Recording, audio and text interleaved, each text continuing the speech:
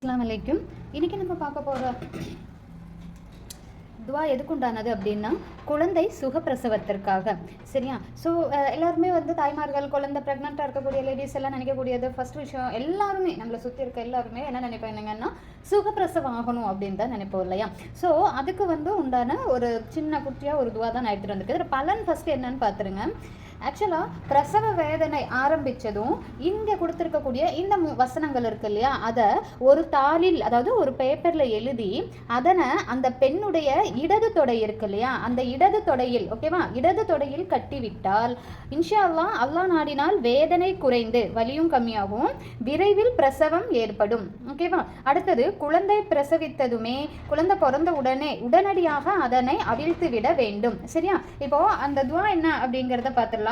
ரொம்ப குட்டியாக தான் இருக்கும். இதில் ஒரு பேப்பரில் எழுதி இடது தொடையில் கட்டிக்கணும். குழந்தை பிறந்த உடனே அதை கட்டிடணும்.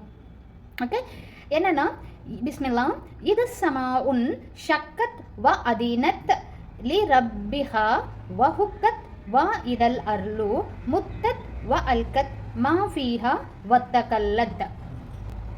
ஸோ இதை எழுதி வச்சுக்கோங்க ஒரு நோட்டில். கண்டிப்பாக எல்லாருக்கும் ரொம்ப யூஸ்ஃபுல்லாக இருக்கும். அடுத்தது பார்த்தீங்கன்னா என்னென்னா, இங்கே பாருங்கள், மனதிற்கு பிடித்தமானது கிடைக்க. நீங்கள் ஒரு விஷயம் உங்களுக்கு வேணும் அப்படின்னு நினைக்கிறீங்க, அது என்னவா கூட இருக்கலாம். ஓகேவா?